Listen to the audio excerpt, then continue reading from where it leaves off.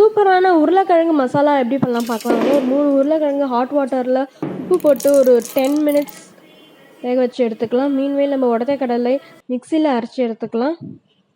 இப்போ இதெல்லாம் தான் தேவையான பொருட்கள். கடாயில் எண்ணெய் சூடானதுக்கு அப்புறமா கடுகு, சோம்பு,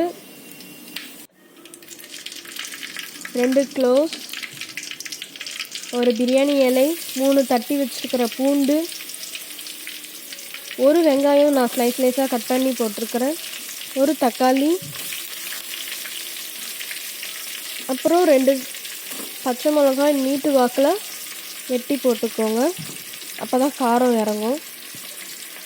ஏன்னா நம்ம வேறு எந்த காரமும் இதில் ஆட் பண்ண போகிறதில்ல, வெறும் பச்சை மிளகாய் தான். தேவையான அளவு உப்பு போட்டுக்கோங்க. போட்டு நல்லா வதக்கி விட்டுக்கோங்க, கலர் சேஞ்ச் ஆகிற வரைக்கும்.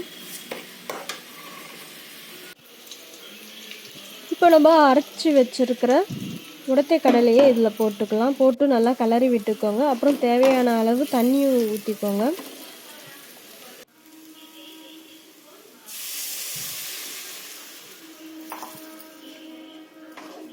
நல்லா கிளறி விடுங்க, இல்லைன்னா கெட்டியாகிடும். ஏன்னா உடச்ச கடலை வந்து லம்ஸாக ஃபார்ம் ஆகிடும். அதனால் கிளறி விட்டுக்கோங்க.